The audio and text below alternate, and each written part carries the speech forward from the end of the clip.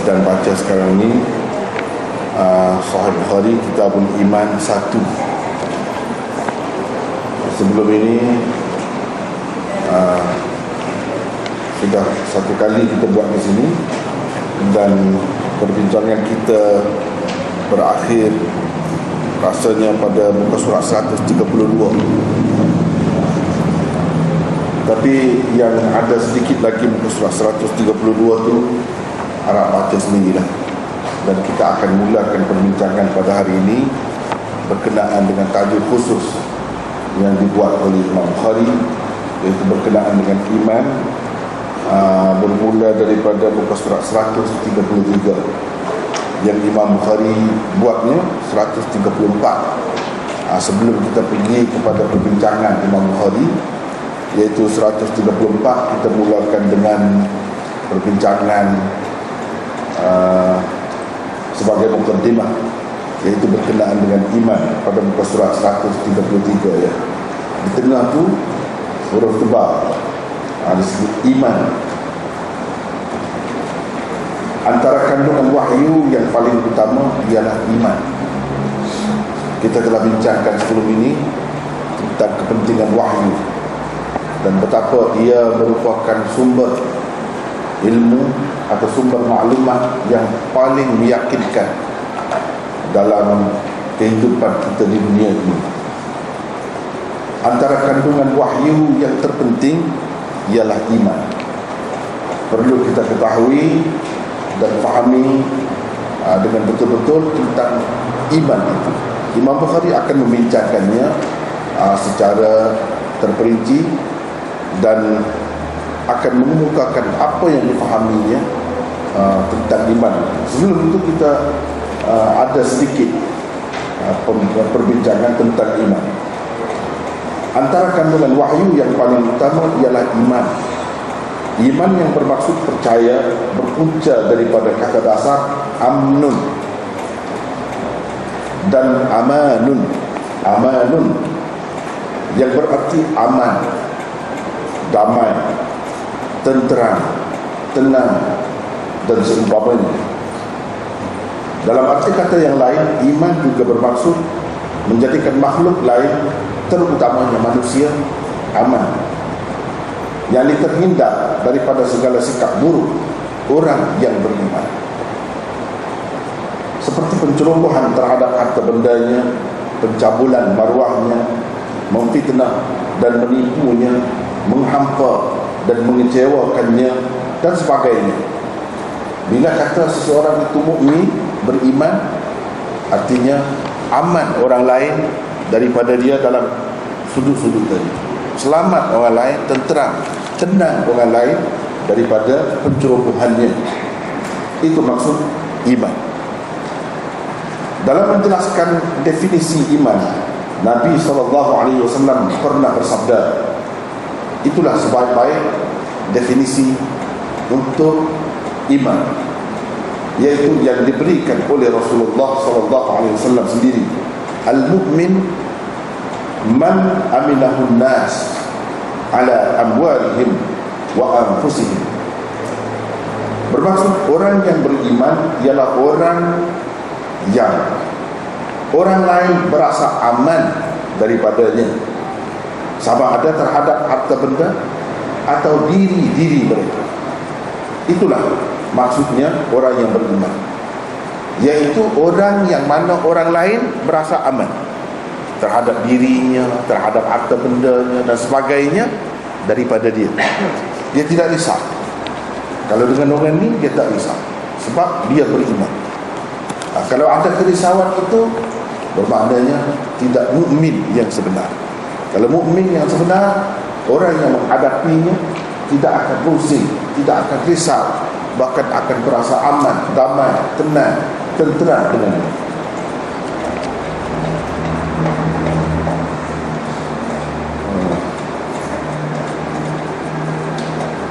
Kemudian hadis itu riwayat siapa saya kemukakan di situ.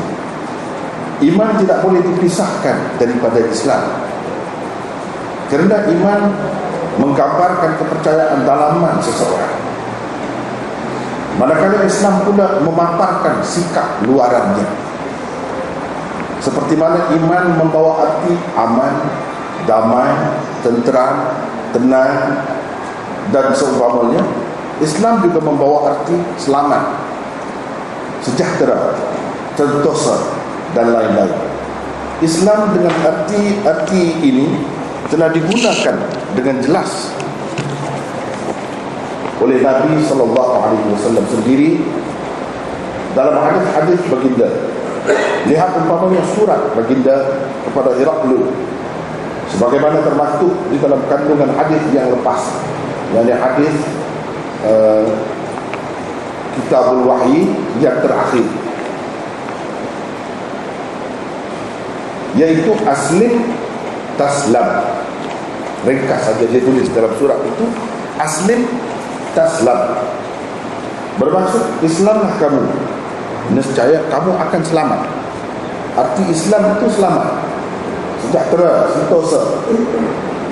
Daripada hadis itu pun kita dapat tahu apa makna Islam yang dibawa oleh Rasulullah sallallahu alaihi wasallam. Keselamatan yang dijamin tidaklah terbatas kepada kehidupan di dunia sahaja, tetapi ianya juga merangkumi keselamatan di dunia dan di akhirat.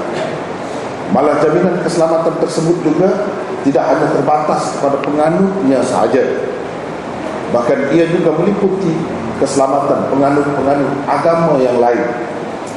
Nabi SAW bersabda, artinya selamat ni, selamat diri, dan orang lain juga selamat. Orang lain yang selamat itu bukan orang Islam sahaja, tetapi orang-orang yang beragama lain juga selamat. Kalau manusia ini menghadapi orang Islam yang sebenarnya, semua akan berasa selamat. Kalau merasa tak selamat itu, maknanya mereka berhadapan dengan bukan Islam yang sebenarnya. Kalau Islam yang sebenarnya mengikut ajaran Rasulullah SAW, jawabnya seperti yang disabdakan oleh Nabi SAW ini, yaitu al-muslimu man salima al-muslimuna min lisanihi wa yadihi, wal mu'minu man aminahu an-nas ala dima'ihim wa amwalihim. Orang Islam ialah orang yang orang lain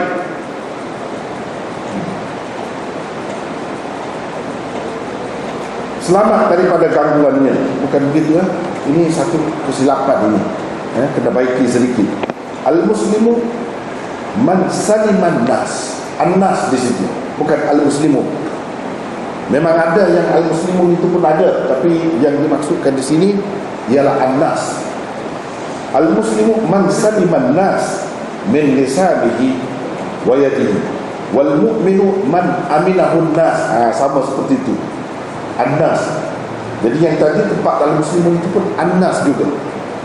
Sebab kalau al-muslimun ada orang Islam saja yang selamat. Ini bukan, manusia seluruhnya akan selamat. Dalam terjemahan itu sudah tepat, betul. Tapi kena baiki yang teks asal dia itu. Al-muslimun itu ditukarkan dengan an-nas. Bermaksud orang Islam ialah orang yang orang lain, manusia lain, walaupun tidak beragama Islam, selamat daripada gangguan lidah dan tangannya. Orang beriman ialah orang yang orang lain berasa aman daripadanya, sama ada terhadap darah yang di diri mereka atau harta benda mereka. Manusia merasa selamat, manusia merasa aman, diri mereka, harta benda mereka daripada gangguannya. Itulah arti muslim dan mukmin.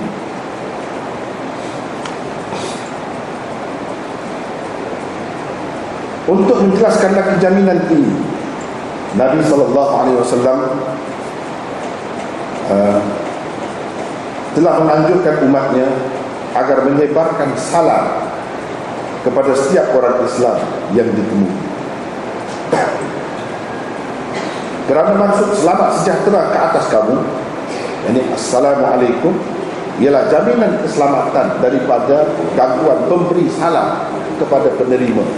Bila kita kata assalamualaikum, artinya kita bagi jaminan kepada dia, kamu selamat daripada saya. Jangan susah hati, jangan risau. jangan rusing dengan saya. Kamu akan selamat dalam segala-galanya dengan saya. Itu maksud Assalamualaikum. Salam juga. Islam itu daripada salam, berpunca daripada salam. Begitu juga sebaliknya, harapan pemberi salam daripada penerimanya. Apabila penerima salam menjawab salam, berarti ia juga memberi jaminan keselamatan kepada pemberi salam. Dia kata waalaikumsalam. Kamu juga jangan rusing, jangan risau, jangan susah hati. Kamu selamat dengan saya. Selamat dalam segala-galanya. Itu maksud ataupun falsafah salam yang diajarkan oleh Nabi SAW. Ia membawa mesej Islam.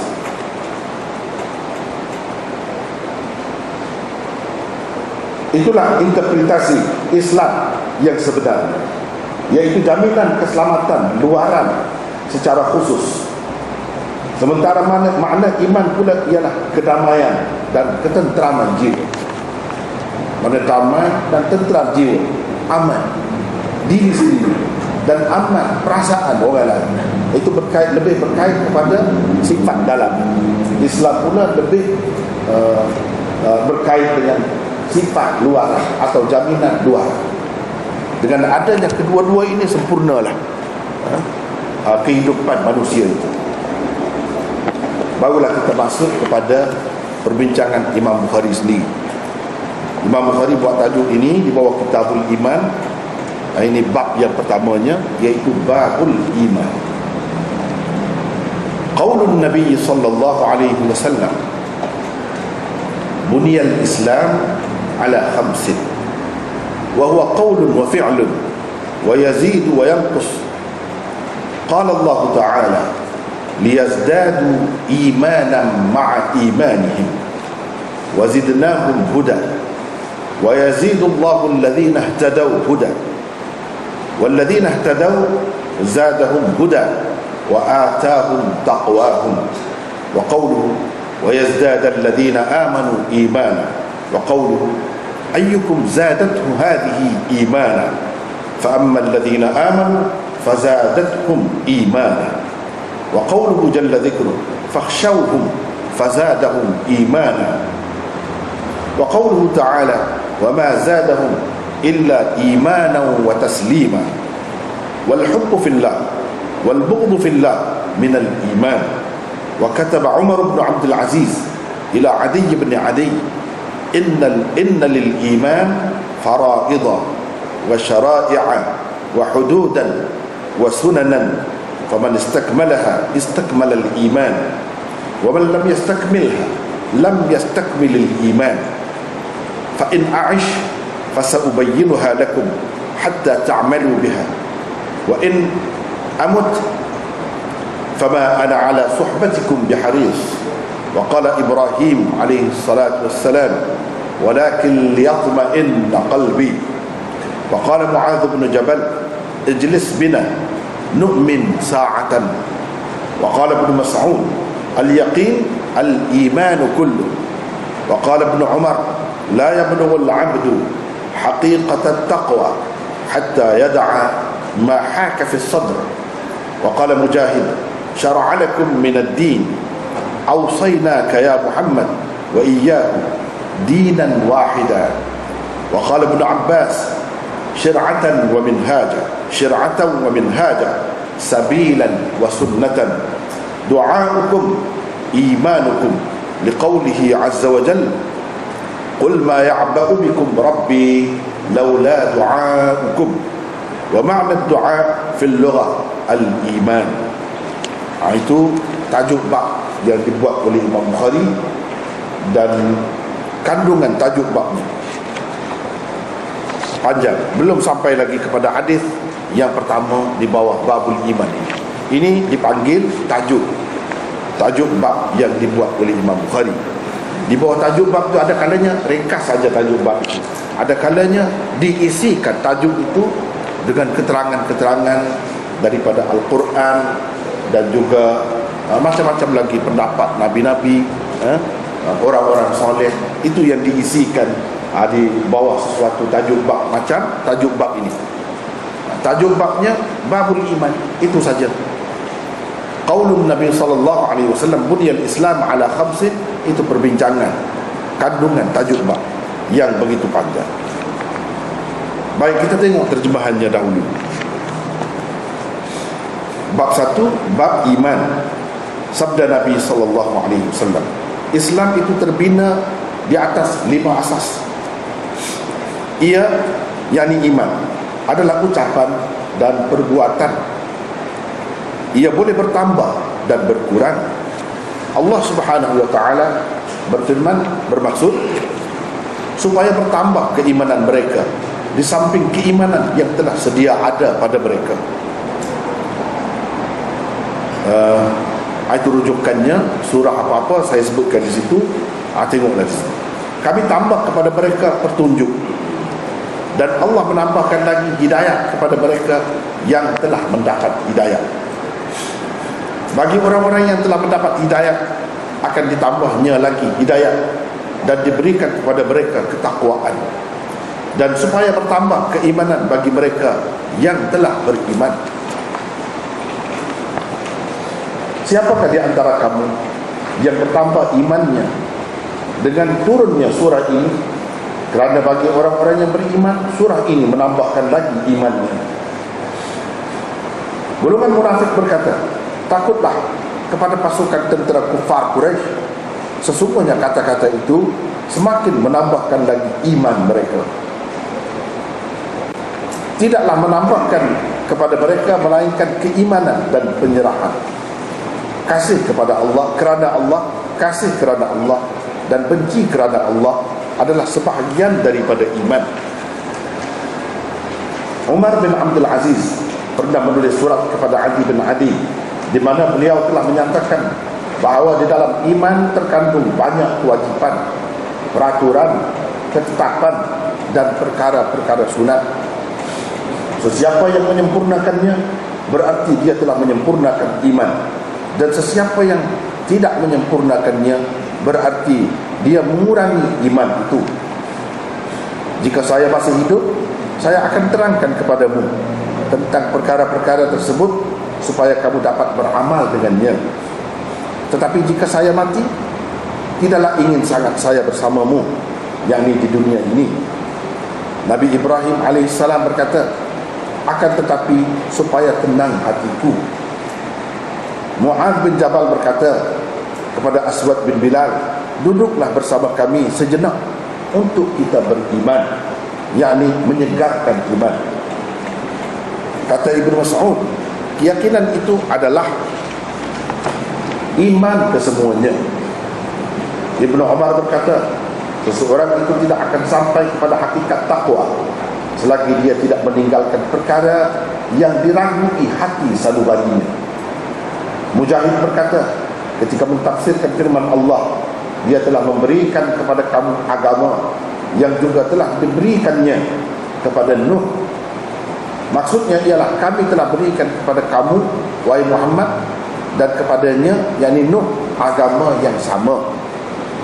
Ibnu Abbas ketika mentafsirkan dua perkataan dalam satu firman Allah, yaitu syir'atan dan minhaja, berkata sebagai jalan dan cara. Beliau juga mentafsirkan perkataan doa'ukum di dalam ayat 77 surah Al-Furqan dengan iman kamu. Makna doa dalam bahasa Arab adalah iman.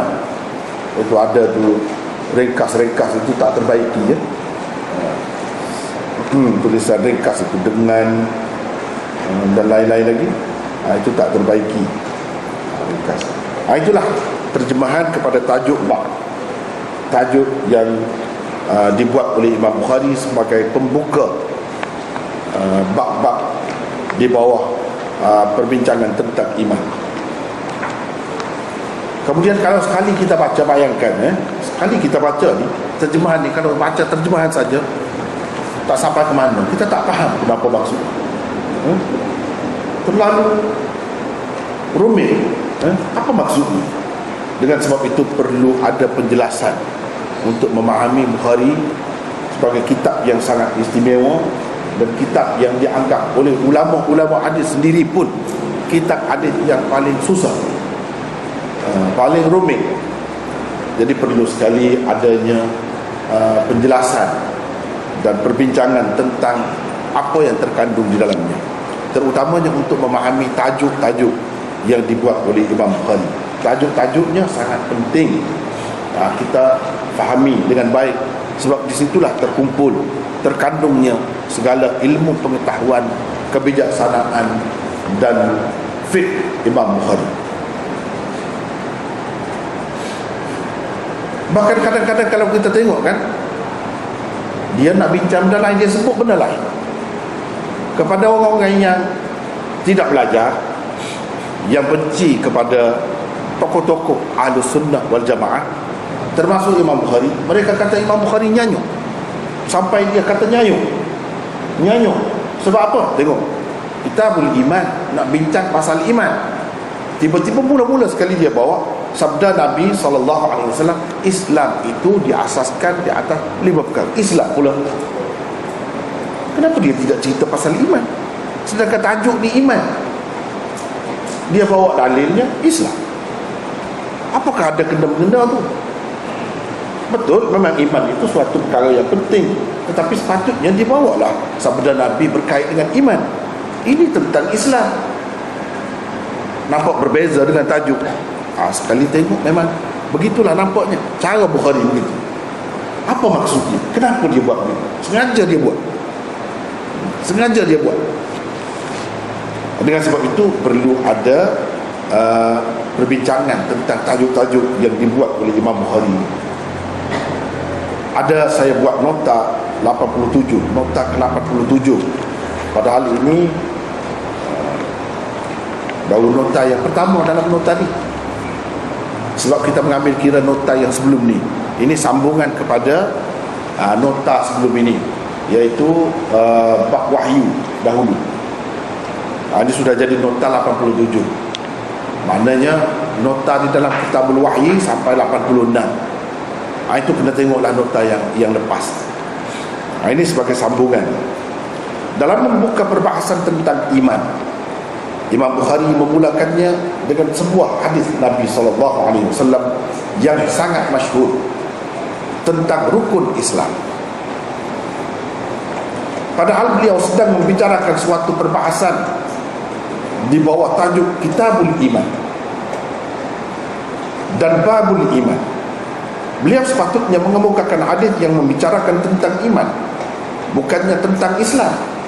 Inilah kadang-kadang orang-orang yang tak faham, yang benci kepada tokoh-tokoh Ahlussunnah, dia kata nyanyuk. Imam Bukhari nyanyuk. Dia disebutnya tajuk iman, dia bawa dalil Islam. Begitulah. Tapi kalau kita belajar betul, kita akan kagum dengan cara Bukhari. Baru kita nampak apa maksudnya, kenapa dia buat begitu. Dia bukan nyanyuk, sengaja dia buat begitu, nak mengajar kepada kita bahawa sepatutnya kita kena faham macam mana tentang iman dan Islam ini. Kemusykilan yang timbul ini sesungguhnya akan terjawab apabila maksud sebenar Imam Bukhari diselami dengan lebih mendalam. Ini kerana tujuan beliau mengaitkan Islam dengan iman adalah untuk menegaskan bahawa iman itu tidak akan membentuk apa-apa gambaran yang mampu disaksikan tanpa dilukis di atas kanvas Islam. Kerana Islam adalah manifestasi yang lahir dan terselak daripada kewujudan suatu platform bernama iman. Sekiranya iman itu hanya tersimpan di dalam hati sahaja tanpa dizahirkan melalui sebarang gambaran, maka ia tidak akan membuahkan apa-apa hasil dan manfaat. Misalnya, bila keislaman seseorang itu tidak pernah dimaklumi oleh sesiapa pun, sudah pasti dia tidak akan mendapat hak atau dilayani sebagai seorang Islam oleh masyarakat sekeliling. Dan sekiranya orang tersebut meninggal dunia, jenazahnya mungkin saja akan dikebumikan di tanah perkuburan bukan Islam, tanpa diselenggarakan mengikut syariat Islam. Kenapa? sebab dia tidak menyatakan melalui perbuatan dan tingkah laku zahirnya. Kalau iman itu dalam hati, mana nak tahu orang ni betul-betul beriman ke tidak? Nak tahu apabila dia kata, dia ucapkan, atau dia buat, lakukan sesuatu yang dituntut oleh imannya, baru nampak. Kalau tidak, apa hasil? Apa faedahnya? Di sini daripada awal lagi Imam Bukhari nak menekankan iman itu faedah dan hasilnya baru akan dapat kita nampak apabila disertakan, apabila ia diletakkan bersama-sama dengan Islam. Kalau iman saja dalam hati, siapa nak nampak? Siapa nak tahu? Dengan sebab itu Imam Bukhari mula-mula lagi di bawah bab iman ini dia sebut rukun Islam. Rukun Islam mengucap 2 kalimah syahadat. Sebut ucapan. Bila ucap orang boleh dengar, tahulah dia tu Islam. Dia sudah terima Islam. Sembahyang, ini perbuatan. Susah juga nak kena pergi ambil air sembahyang, nak kena buat sembahyang, rukuk, sujud dan sebagainya. Puasa, perbuatan. Lapar sepanjang hari. Zakat sama juga. Haji sama juga. Ini semua dengan sebab kita buat benda, nampak apa kepercayaan kita. Kenapa kita bersalat? Kerana Allah tu sudah ada dalam rukun iman. Percaya kepada Allah. Percaya kepada Allah tu betul-betul percaya, nak nampak macam mana? Kecuali kalau dia tak tinggal sembahyang 5 kali sehari, sekurang-kurangnya yang fardu itu, baru nampak dakwaan dia percaya kepada Allah. Apa makna percaya kepada Allah? Apa tujuan? Dan begitulah seterusnya. Sebab itu Imam Bukhari kaitkan Islam itu sangat rapat, tak boleh dipisahkan daripada iman. Walaupun kita bincang tentang iman, jangan sekali-kali kita pisahkan Islam daripada iman. Sebab ia adalah suatu yang saling memerlukan. Saling memerlukan. Itu sebab Imam Bukhari sebutkan hadis itu, hadis yang masyhur tentang rukun Islam, padahal dia bincang tentang iman. Itu sebab. Kemudian dia sebut ini seterusnya, ia boleh bertambah dan berkurang. Apa yang boleh bertambah dan berkurang? Iman itu. Iman itu boleh bertambah dan berkurang. Walaupun ia di dalam hati, di dalam jiwa kita, tapi hakikatnya boleh bertambah dan boleh berkurang. Itu yang kita kena faham tentang iman. Apa maksud Imam Bukhari kata boleh bertambah, boleh berkurang itu? Apa maksudnya? Kalau rukun iman itu tak boleh bertambah dah, sebanyak tu apa yang boleh bertambah? Itu yang kena kita bincangkan. Dan apa yang berkurang? Kalau misalnya kita kata rukun iman itu tak boleh kurang dah, sebanyak tu lah kena percaya. Tidak boleh bertambah, tidak boleh berkurang. Kenapa dia kata iman itu boleh bertambah, boleh berkurang? Iman yang mana pula? Ini cuba kita tengok nota 88. Saya ada buat nota di situ. Apa maksud? Berdasarkan nusrah Kushmayhani, wa huwa qaulun wa amalun. Ini kan tadi wa huwa qaulun wa fi'lun. Di dalam nusrah Bukhari yang lain Kushmayhani, wa huwa qaulun wa amalun, bukan fi'lun tapi amalun. Iman itu adalah ucapan dan amalan. Tadi ucapan dan perbuatan. Berbeza dalam nuskhah. Sebab perkataan ini sangat dekat maknanya. Perbuatan dan amalan itu, amal itu bahasa Arab. Kalau bahasa Melayu kerja, perbuatan juga. Dalam nuskhah Kushmayhani, wa huwa qaulun wa amalun. Ini perbezaan nuskhah. Kita perlu faham. Zaman dahulu dia bukan ada mesin cetak. Sekali keluar tu 5,000 sama saja. Sama saja. Kalau salah, salah semua. Kalau betul, betul semua. Macam mana cacat celanya, semuanya sama. Zaman dahulu tidak. Kitab-kitab ni tersebar melalui penyalinan. Murid-murid Bukhari salin daripada Bukhari. Salin. Sebuah kitab yang tebal itu disalin semua. Murid ni salin, murid ni salin. Masing-masing bawa ke negeri masing-masing. Dia ada anak muridnya pula. Setiap anak murid tu salin pula. Mana-mana yang rajin lah. Yang malas tu tak salin lah. Dia rajin salin. Dalam proses penyalinan itu akan ada salah silap. Akan ada. Sebab manusia ni dia bukan terpelihara daripada tersalah, tersilap, terlupa, terlanjur, dia terlangkau. Mungkin satu baris dia terlepas. Macam-macam lagi. Dan Bukhari pula dari semasa ke semasa dia baiki kitab dia.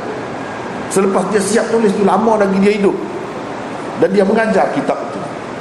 Mengajar. Dalam proses itu dia ada baiki di sana sini. Murid yang dulu terima daripada dia tu sudah bawa pulang dah. Jauh.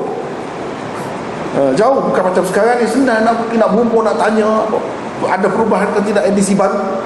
Tak ada. Macam tu susah. Jadi masing-masing bawa. Yang kemudian ni bawa yang ni. Qaulun wa amalun. Yang katakanlah dulu dia qaulun wa fi'lun. Jadi itu kan sudah berbeza. Perbezaan itu puncanya Imam Bukhari sendiri. Memang begitu cara penulis mana-mana pun dia. Dulu dia buat gini, kemudian dia pindah pula. Begitu. Sebab dia rasa ini lebih puas hati, lebih baik. Itulah yang kita dapati dalam nuskha berbeza-beza itu. Itu puncanya, sebabnya. Iman adalah ucapan dan amalan, bukan wahwa qaulun wa fi'lun macam tadi. Jadi yang macam tadi itu berdasarkan nuskha yang lain. Sebab itu kepada pengkaji-pengkaji, ada setengah-setengah pengkaji itu dia memang kaji bahagian manuskrip lama saja. Bukan senang. Satu kitab saja nak kaji, kalau dia banyak yang lama-lama tu, dia akan dapati banyak perbezaan. Macam mana dia nak pastikan inilah yang paling disukai, yang paling akhir oleh pengarang dia, inilah yang dia setuju. Macam mana dia nak tahu? Susah. Dengan sebab itu perlu tengok semua nuskah-nuskah lama, manuskrip lama. Dan ini satu kerja yang suku pula, berasingan pula. Kalau kita baca dalam kitab-kitab lama Syarah Bukhari ini, dia akan sebut dalam nuskah ni begini, di sini dalam nuskah ni begini. Maknanya dia ada nuskah itu. Dia ada nuskah. Kemudian Islam jika nak sampai ke zaman kita ni, berkembang, berperan sana sini, berpindah. Orang ni berpindah sana, bertukar kerajaan, pemerintahan. Ini semua menyebabkan jadi banyak berlaku perbezaan, perubahan. Banyak berlaku. Walau bagaimanapun kitab-kitab lama ni boleh dikatakan terpelihara, sehingga kita boleh tahu dalam nuskah ni begini, dalam nuskah ni begini. Kita boleh kesan, boleh tahu. Cuma saya tidak sebut dengan banyak di sini sebab kita rasa tak perlu sangat benda tu. Tapi kadang-kadang saya sebut juga macam ni. Dalam nuskah ni begini. Sebab kalau kita nak tunjuk nuskah tu pun, kita pun tak ada. Yang kata dalam nuskah ni pun dalam syarah juga. Kita sendiri tak ada nuskah tu. Jadi misalnya perang, dalam perang Perancis pergi serang negara Arab sekian-sekian, nuskah tu ada di situ saja. Dia bawa pulang ke negeri ni. Yang ni bawa sana pula. Jadi kita tak dapat dah sekarang ni. Sedangkan manuskrip tu ada satu saja. Sebab itu kadang-kadang kita tengok kitab-kitab lama ni diterbitkan oleh negara-negara kafir barat, bangsa barat penjajah dulu. Dia ambil, dia bawa, kemudian dia keluarkan. Yang dia keluarkan itu ada kalanya tanpa dibaiki, tanpa diusik sedikit pun, betul-betul seperti asal. Ada setengah-setengah tu mereka semak pula dan baiki di sana sini, macam Tabaqat Ibn Sa'ad itu.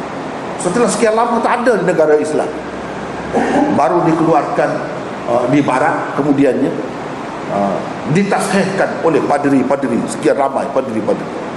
Tak tahu di mana mereka ubah, di mana mereka tak ubah, tak tahu. Begitu juga dengan tarikh Tabari, suatu ketika tak ada di dunia Islam. Yang ada seperti sekarang setelah mereka bawa pula semula, bagi kepada orang Islam. Sama ada dengan dibeli ataupun macam-macam lah cara, disalin Macam sekarang ni senang lah, banyak perkara. Boleh photostat, boleh macam-macam cara. Zaman tak dulu nak dapat tu bukan senang. Satu hilang, habis lah. Sebab itu banyak kita tengok kitab-kitab ulama kan, hanya nama saja tinggal. Kitab tu kalau cari dalam perpustakaan mana pun tak ada. Dan kalau tentera Tatar yang pergi serang Baghdad itu saja pun, sebanyak mana dia ikat buku-buku tulisan ulama, dijadikan jambatan untuk merentasi sungai Furat dan Dijlah. Dalam sejarah disebutkan sungai jadi hitam. Dan sebanyak mana di situ? Sebanyak mana? Hilang. Sedangkan orang belum sempat salin. Nak salin macam mana sampai 40 jilid? Siapa nak salin? Yang 40 jilid itu dijadikan jambatan, diikat, jadikan jambatan. Berapa rugi umat Islam. Hari ini yang kita terima, kadang-kadang baca ini ada buku ni, tapi kita cari tak dapat, di mana pun tak dapat, dalam perpustakaan mana pun tak ada. Sebab buku itu hanya satu saja. Ini banyak berlaku dalam sejarah perpustakaan kita.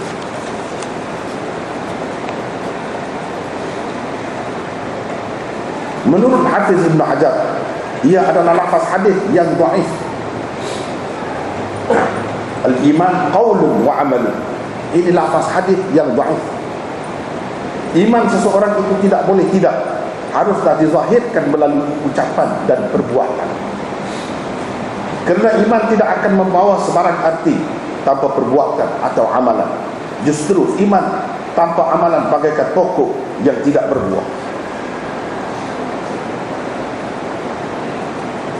Ataupun kalau kita kata lampu, bab lampu ni, mentol lampu tu tak menyala, macam tu, sia-sia saja.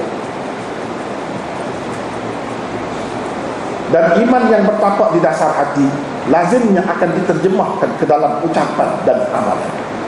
Itu sebab Imam Bukhari kata ia adalah ucapan dan amalan. Kalau seseorang itu beriman, akhirnya akan keluar melalui ucapan dia ataupun perbuatan.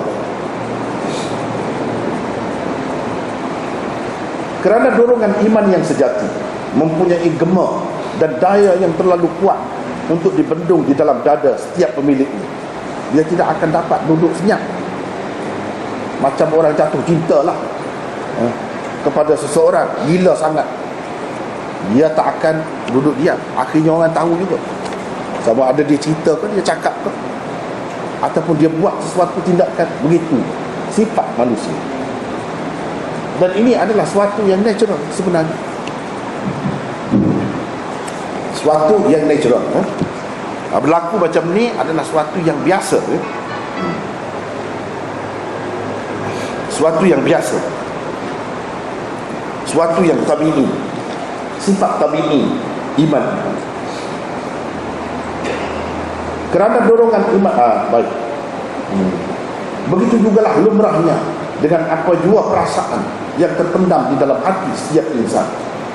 Lazimnya mereka akan meluah dan mempamerkannya dalam bentuk ucapan dan perbuatan.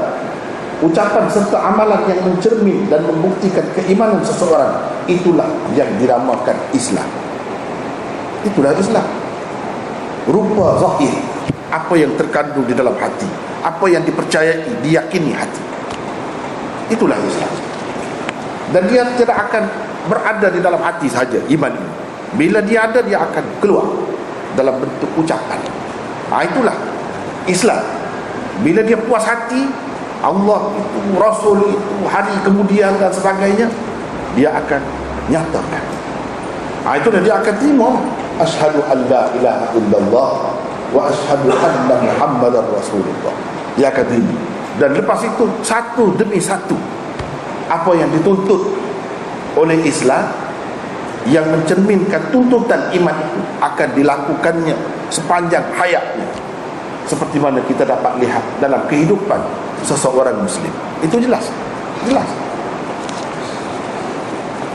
Berdasarkan kepada kenyataan inilah, Imam Bukhari menganggap Islam dan iman itu adalah dua perkara yang sama.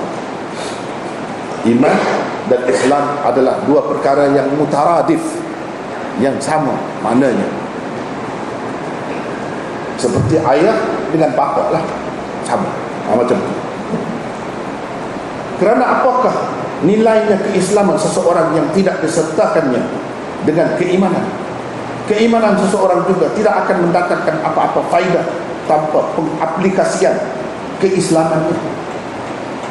Sebagai contoh, orang-orang yang miskin di kalangan masyarakat Islam tidak akan selamanya dapat mengecapi faedah dan kebaikan zakat yang disyariatkan oleh Islam untuk membantu meringankan beban tanggungan mereka. Sekiranya masyarakat Islam yang berada dan berkemampuan kesemuanya bersepakat tidak mahu menunaikan rukun Islam yang ketiga itu, jadi apa faedahnya? Tak akan dapat mengecap faedah hasil daripada Islam. Begitu jugalah dengan amalan-amalan muamalat yang lain yang digalakkan dan dianjurkan oleh syariat. Hikmah di sebalik setiap penetapan peraturan dan hukumnya tidak akan dapat dinikmati dan disaksikan.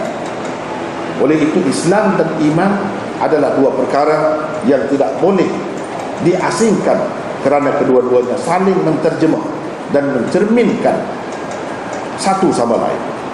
Setiap ucapan sama ada yang berbentuk ibadat khusus seperti lafaz-lafaz tasbih, tahmid, selawat dan sebagainya, ataupun yang berunsur kebaikan seperti nasihat, pengajaran dan seumpamanya, hanya akan dikira sebagai ibadah yang akan diberikan ganjaran pahala apabila ianya diletakkan di atas asas iman dan Islam. Kalau tak ada asas ini, sia-sia sahaja, tidak berguna.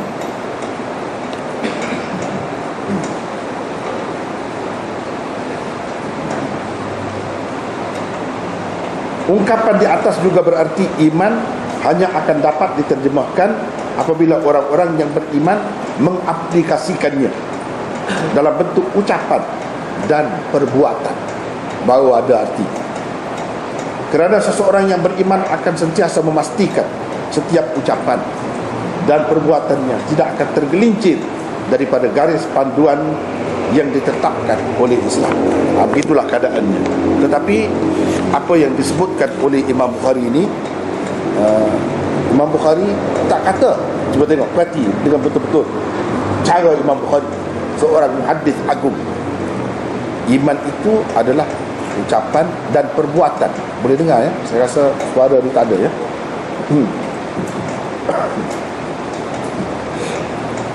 Dia tak kata ini sabda Rasulullah sallallahu alaihi wasallam. Dia tak kata begitu. Sedangkan yang tadi bunyal Islam ala khamsin, sebelum itu dia kata qaulun Nabi sallallahu alaihi wasallam. Sabda Nabi sallallahu alaihi wasallam disebut dengan jelas sabda Nabi. Yang ini dia tak sebut. Padahal ada hadis, tapi hadis itu hadis dhaif. Dia tak sebut. Dia ambil ini, kata-kata ini memang benar, ada kebenarannya. Tapi Imam Bukhari oleh kerana tidak boleh dipertanggungjawabkan, dia tak sebut ini sebagai kata-kata Nabi sallallahu alaihi wasallam. Sabda Nabi dia tak sebut begitu. Hafiz Ibn Hajar kata ia adalah lafaz hadis yang dhaif. Cara Imam Bukhari cuba sebut, cuba tengok. Jadi kita tak boleh kata kalau macam ni, ini hadis riwayat Bukhari. Tak boleh kata begitu, salah. Dan itulah sebabnya silap orang yang mengatakan semua hadis yang ada dalam Bukhari ini semuanya sahih. Tak betul. Yang ini tengok apa Hafiz Ibn Hajar kata, tidak sahih, dhaif. Ada dalam Bukhari. Yang dimaksudkan hadis Bukhari yang sahih ialah hadis musnadnya, yang dia sebut haddatsana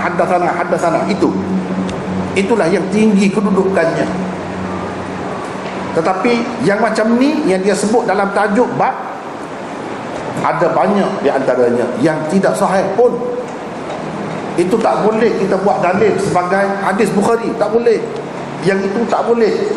Kalau nak buat dalil sebagai hadis Bukhari, bawalah yang musnad.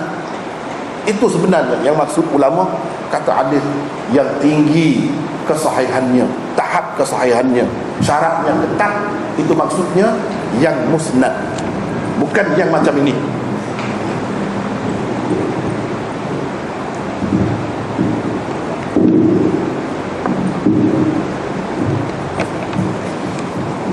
Kalau yang macam ini, Imam Bukhari tak letakkan, tak kemukakan secara tahdis, jadi dalam musnadnya haddatsana tak. Dia hanya letak di dalam tajuk bab sahaja. Sebab ada kalanya hadis-hadis yang dhaif itu dari segi maknanya betul, cuma ia dhaif dari sudut sanadnya, tapi dari sudut maknanya memang betul. Itulah iman hakikatnya. Dia akan nyata melalui ucapan dan perbuatan amalan. Yang nyata melalui ucapan dan perbuatan, itulah Islam. Itu maksud Imam Bukhari. Itulah Islam. Iman itulah yang mendorong seseorang itu mengucapkan apa yang sesuai dengan Islam, melakukan apa yang sesuai dengan kehendak Islam. Iman itulah yang mendorong. Itu tujuan dia bawa perkataan ini. Tapi dia tak sebut ini sebagai sabda Rasulullah sallallahu alaihi wasallam.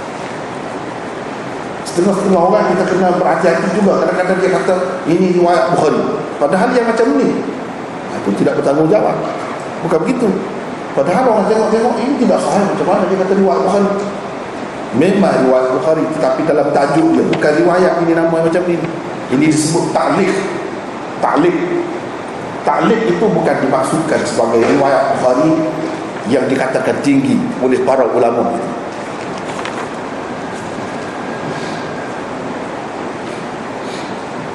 Kemudian disebut wa yazidu wa yanqusu. Iman itu bertambah dan berkurang. Selain ia merupakan ucapan dan amalan, ia juga bertambah dan berkurang. Apa maksud bertambah dan berkurang? Ini pun perlu kepada penjelasan. Cuba lihat nota 89. Rangkai kata yazidu wa yanqusu sebenarnya adalah sebahagian hadis yang diriwayatkan oleh Daraqutni daripada Mu'adz bin Jabal. Lafaz hadis selengkapnya ialah al-imanu yazidu wa yanqusu. Begitu lafaz. Kata Asy-Syaukani di dalam Al-Fawaidul Majmu'ah, hadis al-iman yazidu wa yanqusu diriwayatkan oleh Daraqutni daripada Mu'adz secara marfu', mana dikaitkan dengan Nabi SAW. Dikatakan Nabi SAW bersabda begitu. Di dalam isnadnya ada Ammar bin Matar. Hadis-hadisnya semuanya karut, kata dia. Hadis ini diriwayatkan juga oleh Ibnu Adi daripada Abi Hurairah secara marfu'. Secara marfu' juga. Marfu' ni maksudnya hadis itu dikaitkan dengan Nabi SAW, bukan sebagai kata-kata dia sebagai sahabat sahaja, tidak, tetapi dikatakan ini berpunca daripada Nabi SAW. Di dalam isnadnya ada Ahmad bin Muhammad bin Harb dan gurunya. Ibnu Adi juga meriwayatkan daripada Wasilah bin Al-Asqa' secara marfu' dengan lafaz al-iman qaulun wa amalun wa yazidu wa yanqusu wa alaikum bis sunnah falzamuha. Kata Ibnu Adi, hadis ini marfu'.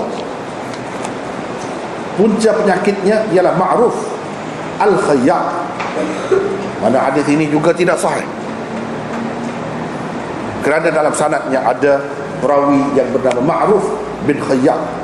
Az-Zahabi di dalam mizannya berkata, hadis ini yakin palsu, bukan setakat dhaif. Dalam istilah lama, dhaif itu boleh masuk, palsu pun boleh. Ini tidak, yakin palsu. Ada lagi beberapa saluran riwayat bagi hadis ini di dalam kitab Hakim, Al-Jawzaqani dan lain-lain, tetapi tidak ada satu pun daripadanya sahih.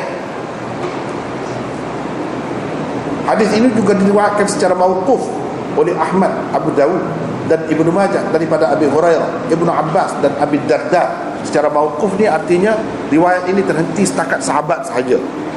Ini sebagai kata-kata sahabat. Itu maksud mauquf.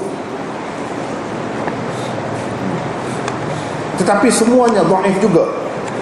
Walaupun hadis ini dihukum dhaif oleh para muhaddithin kerana sanad-sanadnya yang dhaif, namun mereka tetap mengatakan maknanya adalah sahih. Ada kadangnya sesuatu hadis itu dhaif tapi maknanya betul. maknanya tidak salah. Sebab apa pula tidak salah? Sebab tidak bercanggah dengan Quran, sesuai dengan Quran misalnya, sesuai dengan hadis-hadis sahih yang lain misalnya. Sebab itu dikatakan maknanya sahih. Tidak semesti sesuatu hadis itu dhaif maka matannya dhaif juga, tak mesti. Ada kalanya hadis itu sanadnya dhaif tapi matannya, kandungannya betul dari segi makna, yakni dari segi makna tidak bercanggah dengan ajaran Islam, tidak bercanggah dengan Quran dan Sunnah, tapi dikatakan dhaif kerana sanadnya itu dhaif. Ada kalanya begitu. Ini kepada orang yang belajar hadis secara bersungguh-sungguh, memang dia ada perincian. Ada kalanya sesuatu hadis itu sanadnya sahih tapi matannya, kandungannya tidak sahih. Ini dapat dipastikan oleh ahli-ahli hadis, pengkaji-pengkaji hadis. Dia dapat menentukan yang ini tidak sahih. Sebab apa tidak sahih? Juga kerana apabila kita bandingkan dengan Al-Quran, dengan hadis-hadis yang sahih, yang lebih sahih daripada itu, yang sekian banyak tersebar, bercanggah dengan yang itu, dia tidak jadi sahih juga. Kalau sanad dia sahih pun dia tidak jadi sahih juga. Hadis yang seperti itu dipanggil syadz. Hadis syadz ini pada hakikatnya juga hadis dhaif. Jadi banyak perkara lah yang kena tengok. Ini semua tidak sah. Tapi Imam Bukhari bawa. Dia bawa pun dia tak kata Nabi kata. Cuba berhati. Cuma itu sebagai tafsiran kepada iman. Nak menyatakan makna iman, hakikat iman itu apa. Ucapan, perbuatan, ia bertambah dan berkurang. Buktinya Imam Bukhari kemukakan selepas ini. Berdasarkan Al-Quran berapa banyak yang iman itu bertambah, berkurang. Itu ada. Tapi hadis ini dia tak sebut sebagai hadis. Dia sebut wa huwa qaulun wa fi'lun wa yazidu wa yanqusu sahaja.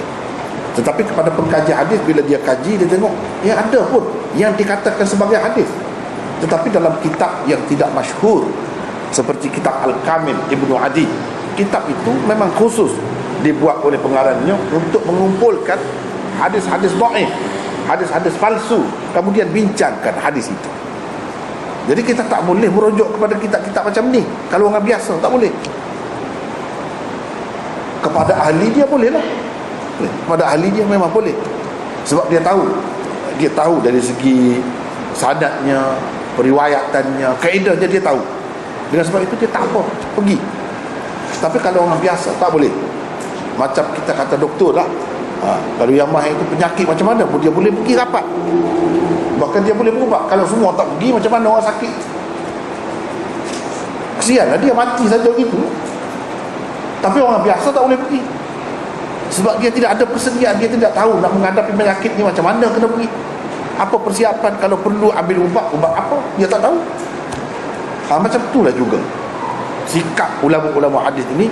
Dia semua baca hadis yang karut pun baca, dia ingat juga yang karut tu pun, tetapi bukan untuk dipakai, untuk dibuat perbandingan saja. Untuk dibuat perbandingan saja. Kepada orang awam, orang umumnya, orang biasa yang tidak belajar, pergi ke tempat macam tu bahaya. Boleh jadi dia pakai hadis tu habis. Dia tak tahu. Macam Imam Bukhari, dia ambil, tapi dia tak kata Nabi kata, dia ambil saja. Dia tahu setakat mana yang dia perlu ambil, setakat mana yang berguna. Yang selebihnya apa yang kena jaga, dia tahu. Dia tak sebut Nabi kata. Kalau orang biasa tu dia sebut, tengok dalam kitab ni ada. Dia bangga, dia tak tahu itu bahaya makan diri dia. Kepada orang yang mahir seperti Imam Bukhari, tak apa nak pergi ke tempat macam tu. Pergi dengan persediaan yang cukup. Seperti seseorang nak pergi ke dalam hutan, ada persediaan yang cukup, ilmu yang cukup, tak apa. Sebab nak dapat berapa banyak khazanah alam di dalam hutan tu, kena masuk dalam hutan dah. Tapi kalau orang nak pergi dengan cara biasa begitu, orang kata pergi bodoh begitu, tak jauh pergi, tahu-tahu orang bawa mayat lah keluar. Itu begitulah juga dengan hadis-hadis ini. Sikap ulama kita, cuba tengok macam tu cara bincang. Rangkai kata yang dikemukakan oleh Bukhari ini jelas menunjukkan beliau menerima konsep murakkabnya iman itu. Apa tujuan Imam Bukhari bawa ni? Ucapan, perbuatan, bertambah dan berkurang. Maknanya kita dapat faham Imam Bukhari ini termasuk dalam aliran ulama yang berpendapat iman itu murakkab, bukan basit. Ini satu istilah. Ada satu golongan ulama lagi, iaitu Imam Abu Hanifah dan ramai lagi yang lain. Mereka berkata iman itu basit. Basit mana satu saja, dia tidak ada banyak komponennya.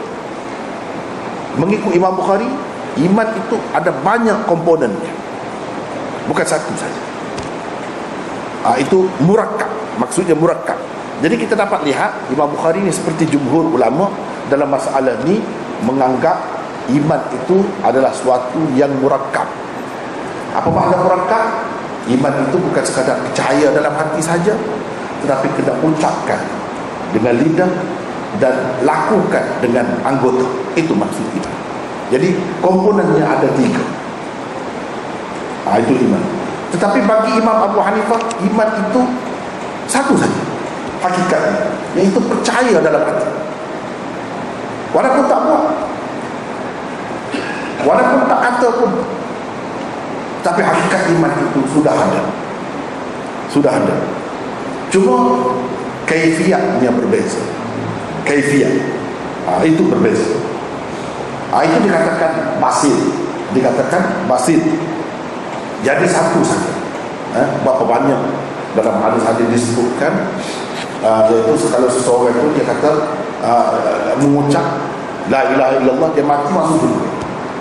Katakanlah, kita andaikan seorang yang baru masuk Islam, dia percaya dalam hati dia bahawa ajaran Islam ni betul. Semua dia setuju semua dalam hati. Dia sudah terima dah pun, cuma dia tak sempat nak mengucap. Tak ada siapa pun tahu. Tak ada siapa pun tahu. Tiba-tiba dia mati.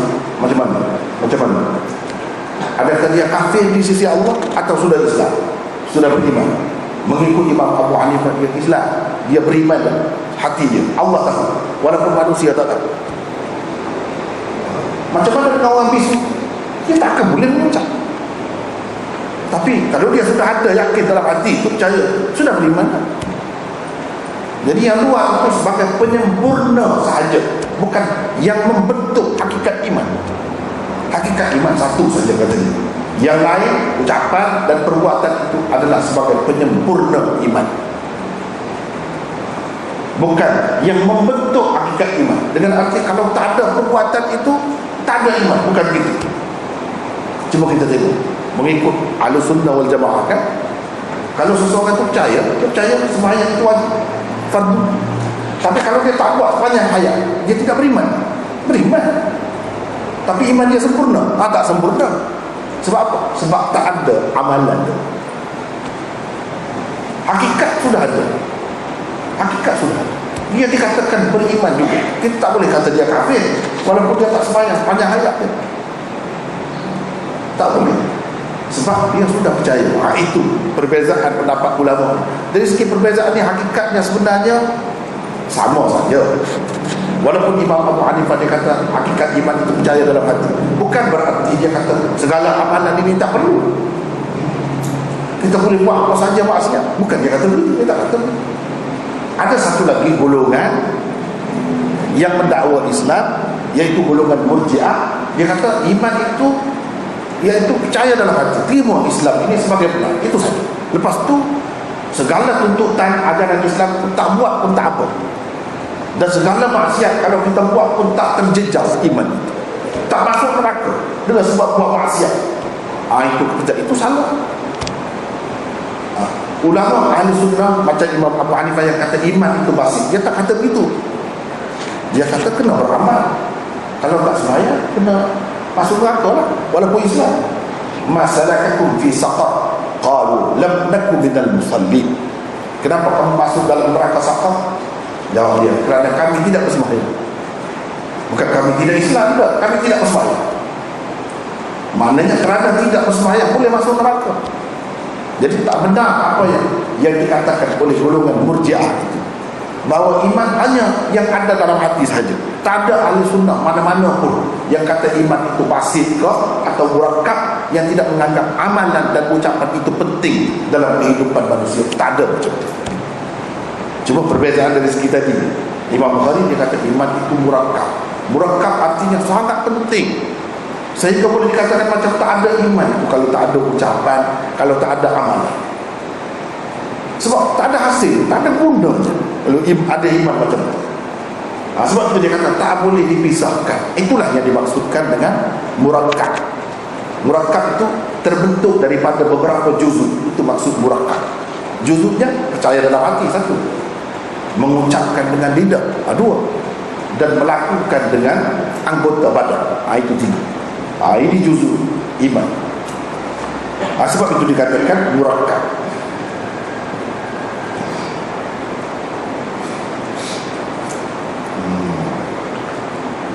Sebaliknya Imam Abu Hanifah pula berpendapat iman itu sendiri tidak boleh bertambah dan berkurang.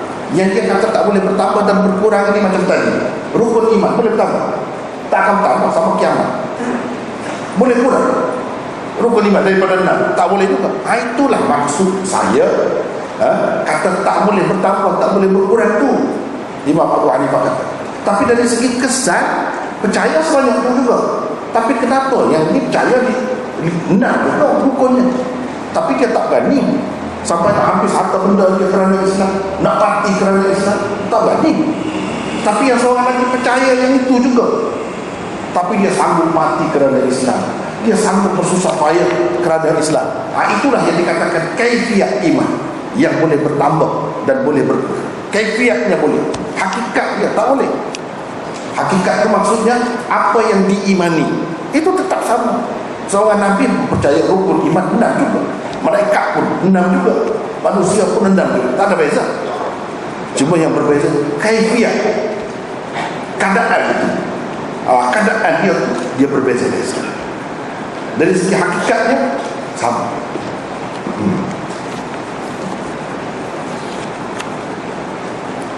Yaitu kesan, buah atau hasilnya sahaja, itu yang berbeza.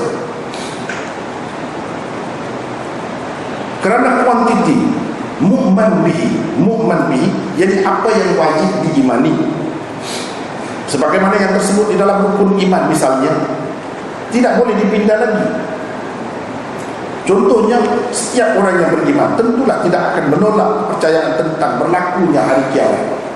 Semua tengok, walau bagaimana kesan daripada kepercayaan terhadap hari yang pasti akan muncul itu, tentulah tidak akan sama di antara seorang manusia biasa dengan seorang nabi atau malaikat misalnya. Ianya boleh Nabi umpamakan seperti seludah pokok, walaupun pohon-pohonnya berasal daripada baka yang sama, tetapi masing-masing tidak menghasilkan jumlah buah-buah yang sama banyaknya. Tak sama. Tapi dari segi zahir itu kita kata sama. Ada yang merimpun buahnya, namun mungkin juga ada yang jantan langsung tidak berbuah. Ada yang buah-buahnya sungguh manis, namun terdapat juga yang kelak atau masam rasanya. Begitulah juga dengan buah keimanan seseorang. Ada di antara orang yang beriman sanggup menggadai nyawanya demi mempertahankan kedaulatan Islam, namun tidak kurang juga yang masih belum sanggup berkorban sampai ke tahap itu, tapi yang dia percaya sama. Itulah Imam Abu Hanifah kata kaifiatnya berbeza. Imam Bukhari pun kata itulah, yang pertama berkurang ke apa yang pertama berkurang. Dia pun kata tak ada yang dipercaya itu sama. Yang pertama berkurang itu kaifiat, jadi samalah hakikatnya. Sama hakikatnya.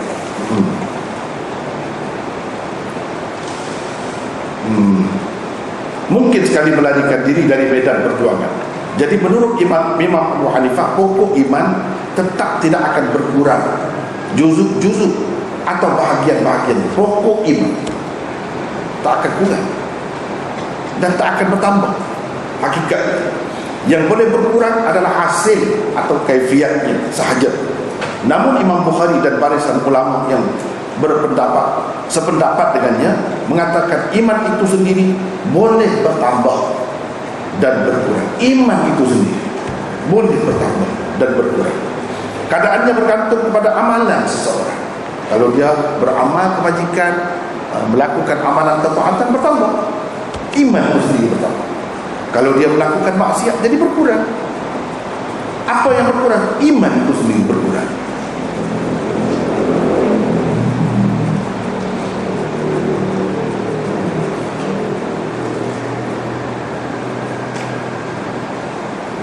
Keadaannya bergantung kepada amalan seseorang. Walau bagaimanapun jika diperhati dan dibandingkan di antara kedua-dua pendapat tersebut, sebenarnya tidak wujud sebarang perbezaan di antara kedua-duanya. Apabila masing-masing sama-sama mengaitkan amalan atau kaifiatnya sebagai ukuran pertambahan atau kekurangan iman. Jadi hakikatnya adalah sama sebenarnya. Cuma macam tubuh kita lah. Kalau tubuh kita, itu hakikat dia. Hakikat dia, seorang yang kita katalah nama Khalid, tubuh dia bertambah, dia jadi besar kan, semakin besar daripada dia budak. Berapa jengkal sangat. Ketika dia bayi, kemudian jadi bertambah. Dulu tak ada janggut, ada janggut, bertambah lah, bertambah atas diri dia tu lah. Kemudian janggut tu tak boleh cukup, boleh cukup kan? Itu kurang lah atas diri dia juga. Itu hakikat iman, hakikat diri dia. Dulu dia gemuk, itu bertambah. Mungkin dia kurus sebelum tu, dia gemuk, lepas tu dia kurus pula, boleh jadi. Tapi hakikat dia tu sama. Begitulah juga iman itu boleh bertambah dan berkurang. Tapi iman itu bertambah dan berkurang dengan ucapan dan amalan. Ucapan itu macam-macam lah, zikir, baca Quran banyak-banyak, bertambah lah. Jadi bertambah lah. Berkurang itu mana tidak buat, kurangkan amalan itu. Bahkan melakukan perkara maksiat, perkara yang salah, dosa, itu jadi kurang. Kurang macam tubuh tadi, jadi kurus lah. Tapi dia juga, iman itu juga, iman yang kurus, namanya iman juga. Macam tadi orang tadi Khalid juga, tapi Khalid yang sudah lemah sebab tua misalnya, sebab kurus sangat, berpenyakit,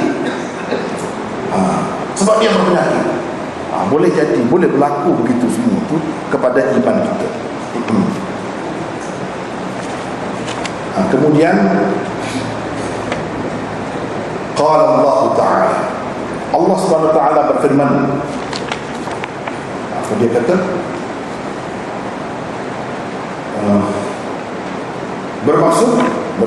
bermaksud supaya bertambah keimanan mereka di samping keimanan yang telah sedia ada pada mereka. Tengok, iman itu boleh bertambah kan? Supaya bertambah keimanan mereka di samping keimanan yang telah sedia ada, yang sebelum itu sudah sedia ada, lepas itu bertambah. Maknanya iman itu boleh bertambah. Jadi sebenarnya kalau kita tak faham latar belakangnya, kenapa Imam Bukhari dulu minta iman bertambah berkurang? Satunya dia tak bagi tahu kepada kita dia bertambah dan berkurang itu dengan sebab apa. Kalau kita nak bertambah, iman kita tu subur, membesar, ada hasil, kena amalan. Jangan tak beramal. Jangan jadi golongan Murji'ah. Golongan Murji'ah itulah golongan yang dihadapi oleh Imam Bukhari di zaman ini. Susah juga. Dia dakwah Islam, tapi Islam yang macam ada pokok, tak ada buah. Nak buat apa? Itu sebab Imam Bukhari selalu tekankan benda ni. Boleh dikatakan daripada awal kita beriman sampai akhir, setiap hadis, setiap bab dia ada tekan, dia kritik golongan Murji'ah. Sebab golongan Murji'ah kata hakikat iman ni satu saja, dia tak bertambah, tak berkurang. Dia iman itu bukan ucapan, iman bukan juga amalan, kata mereka. Itu sebab Imam Bukhari bawa banyak ni. Bagaimana kamu kata kamu Islam, rujukan orang Islam ialah Quran. Cuba terima Quran macam mana dia kata, jelas, supaya bertambah keimanan mereka, bertambah. Itu sebab kita kata iman itu bertambah. Yang sudah sedia ada itu ada dah, bertambah. Itu sebab kita kata iman itu bertambah. Jadi walaupun tadi hadis tadi dhaif, kenapa Imam Bukhari bawa juga? Sebab maknanya betul. Yang betulnya di mana? Ni ayat Quran, ini asasnya. Tapi Imam Bukhari tak kata itu hadis Nabi. Kalau hadis itu maudhu', dia kata hadis Nabi itu salah pula. Tak boleh. Tak boleh kata begitu.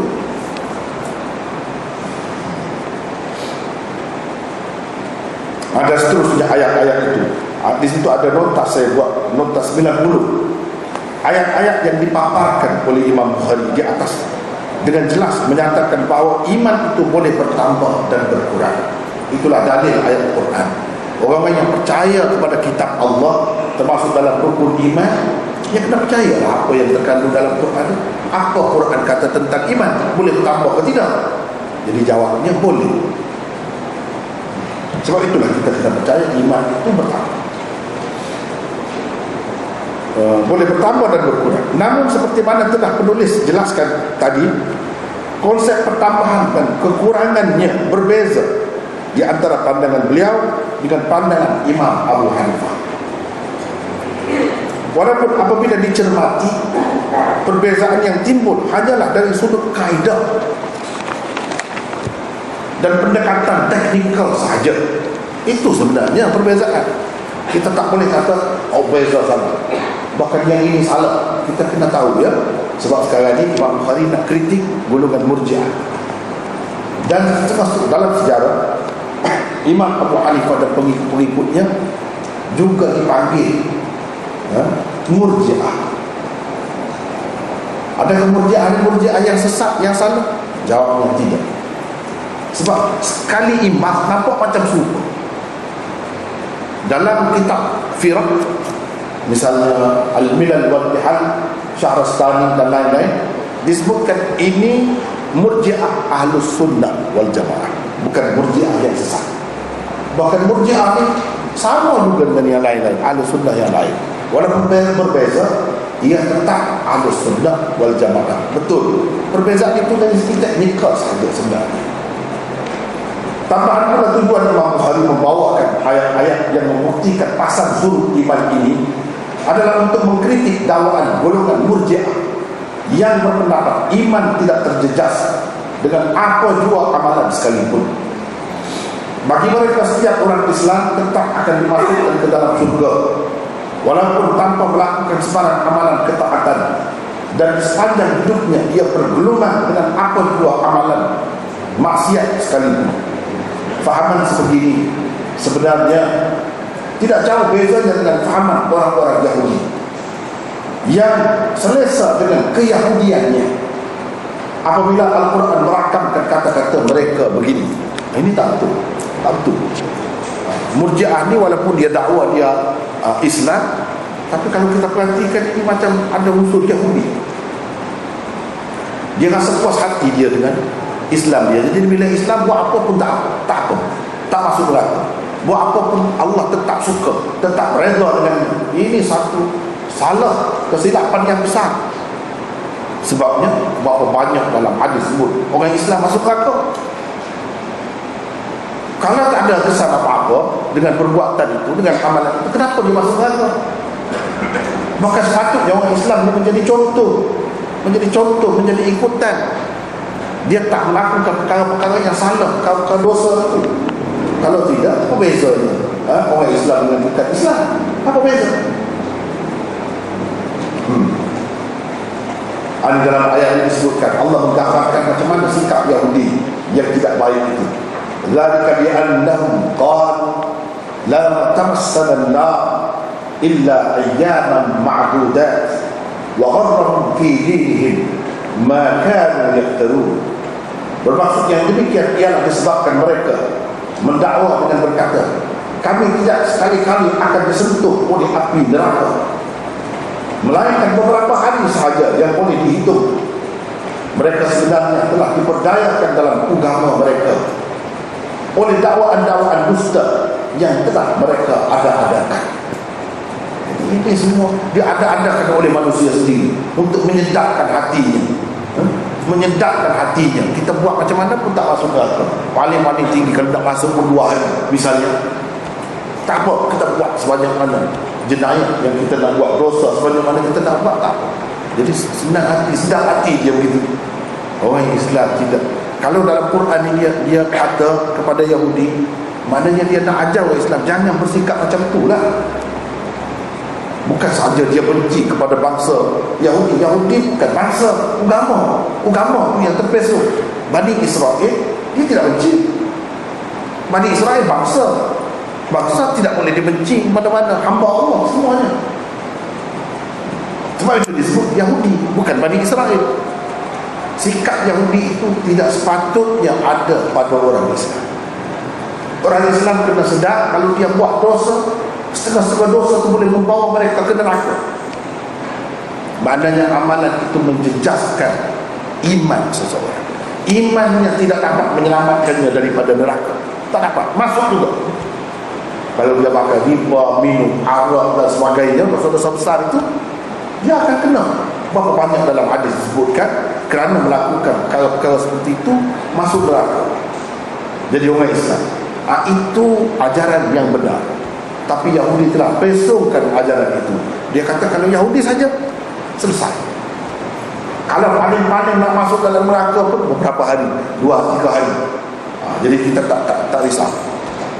Jadi orang Islam tak boleh bersikap begitu. Tapi ada satu golongan dahulu atas nama kumpulan jamaah ramai Murji'ah.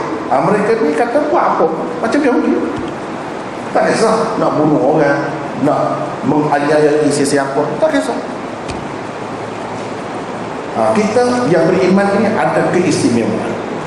Kita tak akan masuk neraka, tetap masuk syurga. Allah tetap suka dengan kita, redha dengan kita, walau apapun kejahatan kita buat. Ini salah, tak betul macam tu. Jadi ini fahaman Murji'ah. Zaman sekarang ni Murji'ah tu tak nampak ketara sebagai satu kumpulan, sebagai satu kelompok, tak nampak. Tetapi secara terpencar-pencar sebenarnya masih wujud, masih ada. Apabila misalnya sebagai contoh saja, ini contoh saja ya. Misalnya kalau tuan-tuan perempuan tengok cerita Hindustan, pernah tengok cerita Hindustan tu kan kita tahu juga pelakon-pelakon dia tu setengah-setengah tu Islam, tapi senang hati selamba je pergi sebab berhala. Itu apa? Kalau ahli sunnah rosak akidah, rosak. Sebab dengan perbuatan dia boleh rosak iman, boleh terjejas iman, terjejas tu sehingga hilang terus ini. Jejas sampai begitu.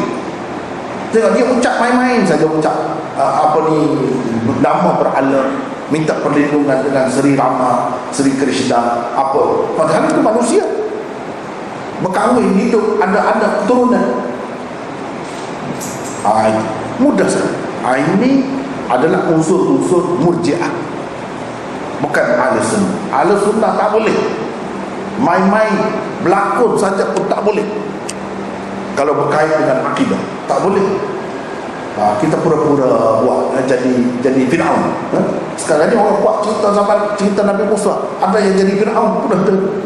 Kalau jadi Fir'aun betul. Tak boleh lah. Itu mengikut kita ahli sunnah. Betapa rapatnya tak boleh iman itu dipisahkan dengan amalan, tindakan, perbuatan. Macam tu. Itulah yang betul. Itulah yang betul.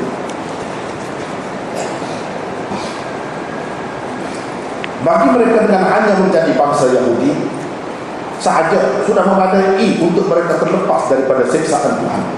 Sebaliknya ajaran Islam yang lebih praktikal tidak pernah mengajar umatnya untuk meninggalkan amalan-amalan ketaatan, terutamanya amalan-amalan yang berkaitan dengan kemaslahatan sesama manusia.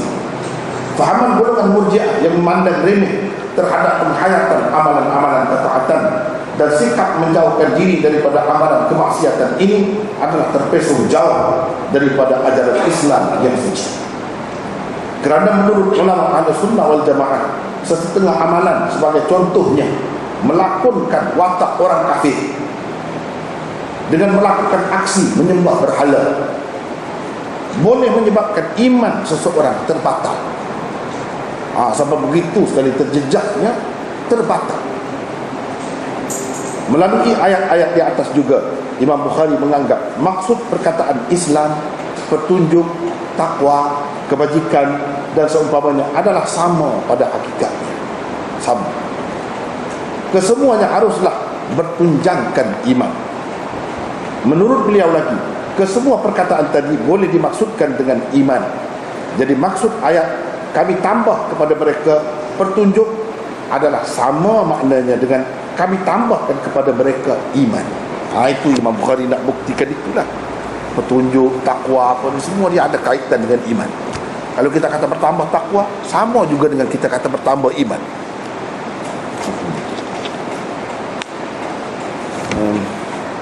Asalnya sekadar itulah, kalau kita pergi pun tak habis juga.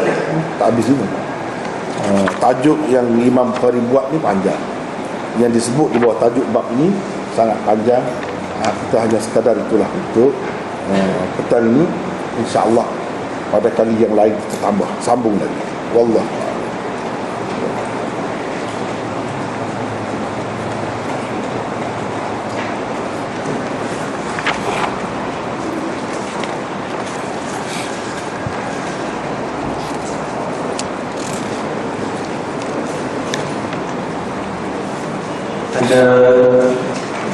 Ada soalan untuk dikemukakan pada malam ini?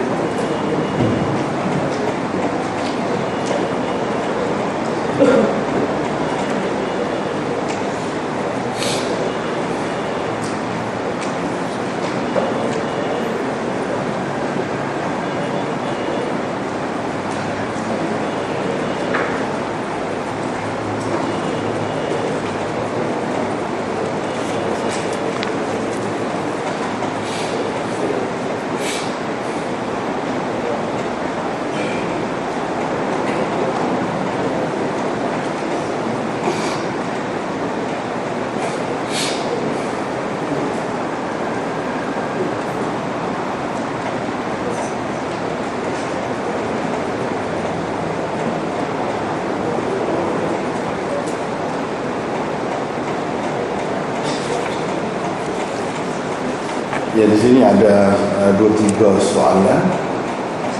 Yang pertama, bagaimana kita nak bezakan antara iman, tauhid dan akidah. Iman itu seperti yang kita bincangkan tadi, itu sebahagian daripadanya itu adalah keyakinan, kepercayaan di dalam hati. Tauhid artinya mengesahkan Allah, percaya bahawa Allah Tuhan itu satu, bukan banyak, bukan beberapa. Itu tauhid. Akidah adalah kepercayaan terhadap kesemua sekali yang termasuk di dalam iman itu. Kita percaya semua. Itu akidah. Lebih kurang lah. Kadang-kadang akidah dengan iman itu sama, tapi akidah itu lebih luas lagi. Akidah artinya merangkumi semua sekali lah, ajaran Islam dan ajaran iman, termasuklah tauhid.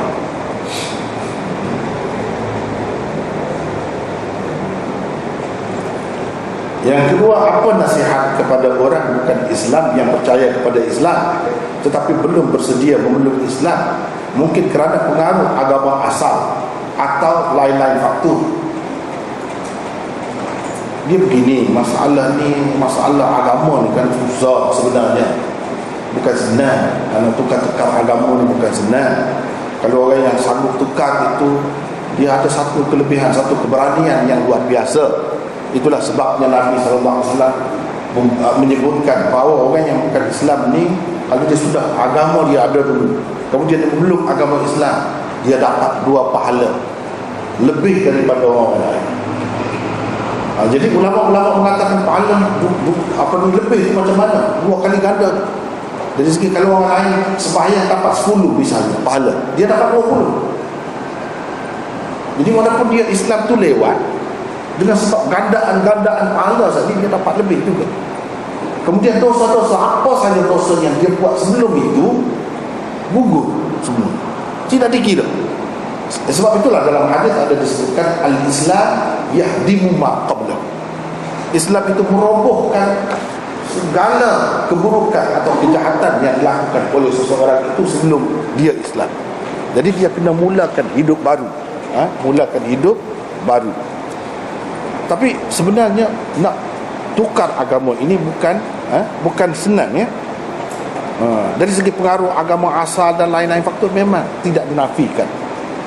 Tetapi percayalah, dalam sejarah Islam ni daripada dulu lagi pun memang begitu.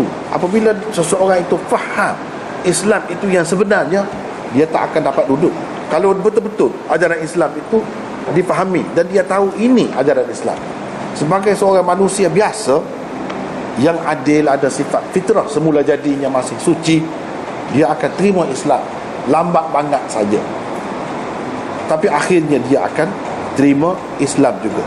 Itulah kenyataan yang kita dapati di dalam sejarah. Cuma masa itu perlulah, tak tahulah, lambat banget.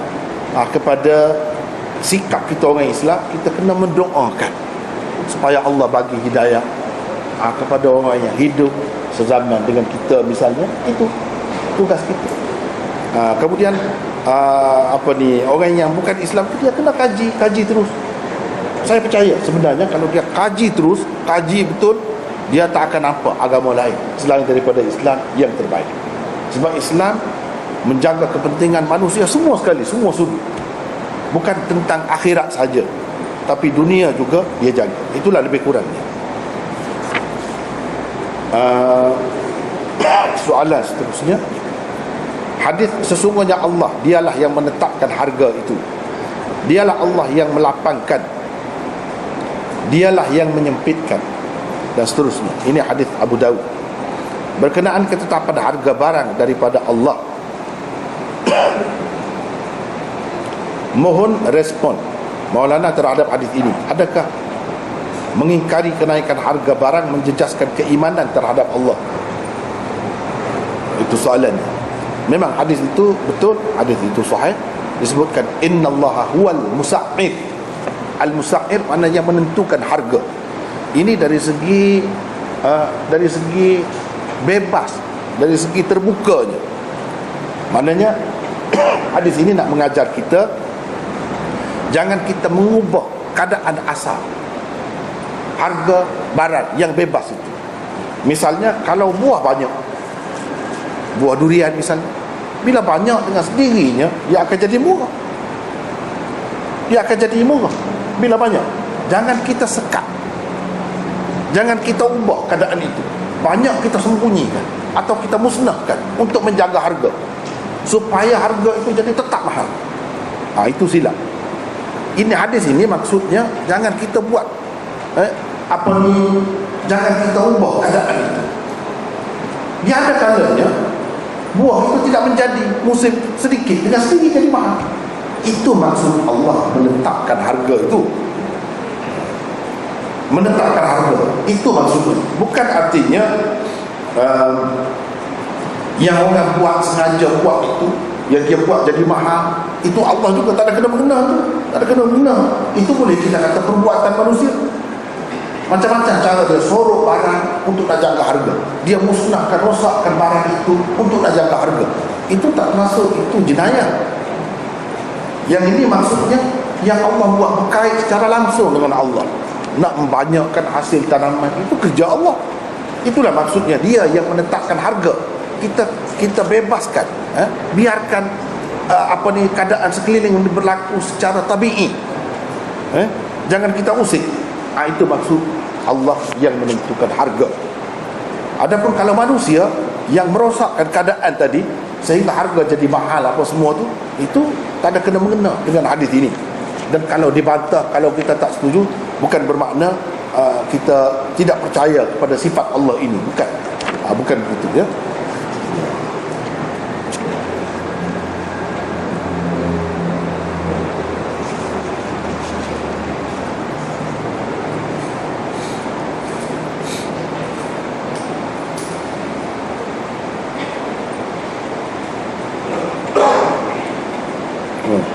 Ini ada lagi soalan, apakah hukumnya orang Islam memberi salam kepada orang bukan Islam, dan orang bukan Islam memberi salam kepada orang bukan Islam memberi salam kepada yang bukan Islam, sama-sama bukan Islam, begitulah.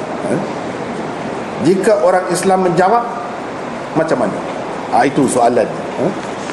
Jadi sebenarnya dalam masalah ni ada khilaf ulama. Ada yang kata kita tak boleh bagi salam kepada orang kafir,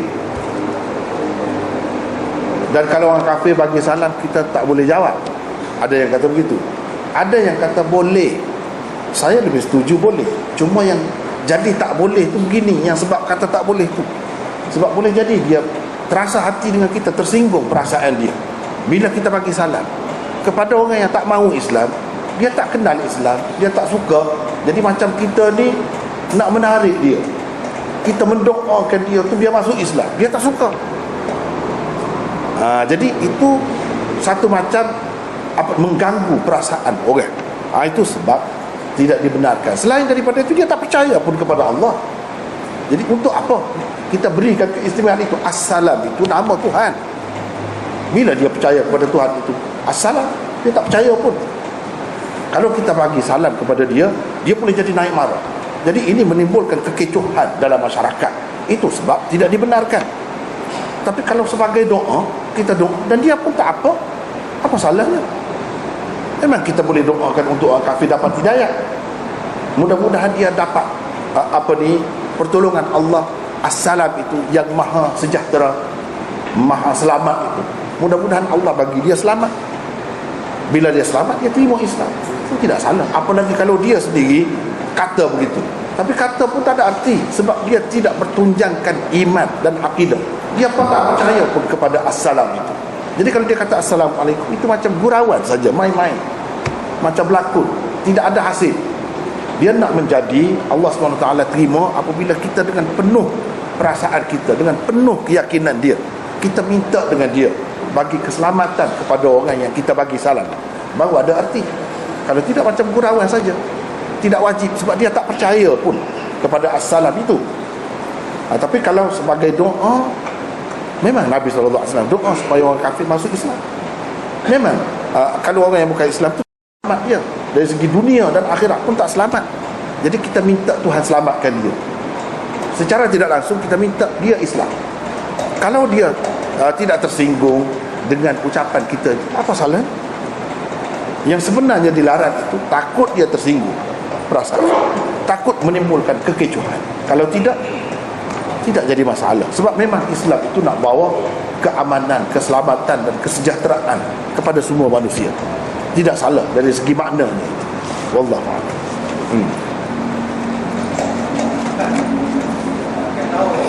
Orang yang Islam jawab macam mana? Kalau jadi general pada pun pasal izin akal rakyat di Britain, dia panggil apa nama orang Islam pun, dia sebut Assalamualaikum. Kemulaan ucapan dia orang kafir yang mesti jawab juga. Kita jawab itu bukan wajib. Kalau orang Islam bagi salam, kita wajib jawab. Kalau yang itu tidak. Tapi kalau kita jawab itu sebagai doa kepada dia, biar dia tu betul-betul selamat, betul-betul selamat bagi orang Islam apabila dia jadi Islam. Macam kita doa untuk dia je, itu tidak salah. Sebab dia pun menampakkan dia di mesra, baik dengan kita. Dia pun, terutama kalau dia tahu apa arti salam, mana mengharapkan kebaikan, keselamatan kepada kita, dia nak baik dengan kita, kita pun sepatutnya balas begitu. Tidak salah. Tapi ia bukan wajib. Yang wajibnya ialah kalau orang Islam. Kalau kita nak jawab dengan yang lain pun tak jadi masalah. Bahkan Islam ni dia ajar, kalau untuk bukan Islam, kita boleh ucapkan yang lain, selamat sejahtera, selamat malam, boleh. Bukan assalamualaikum saja. Sebab dengan kata-kata tu tidak akan menyentuh perasaan dia. Ada setengah-setengah orang yang bukan Islam ni, dia rasa tersentuh. Dia tak boleh kalau kita kata. Tapi kalau dia tak apa, itu peluang lah kepada kita sebenarnya untuk mendoakan dia secara terbuka. Jadi itulah respon.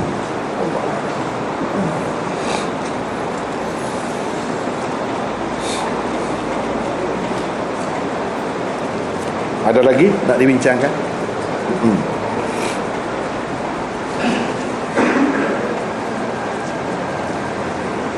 Kalau tak ada, kita setakat itulah. Ada nak maklumkan apa-apa ke? Saya tak tahu lah. Setakat itulah. Wallah.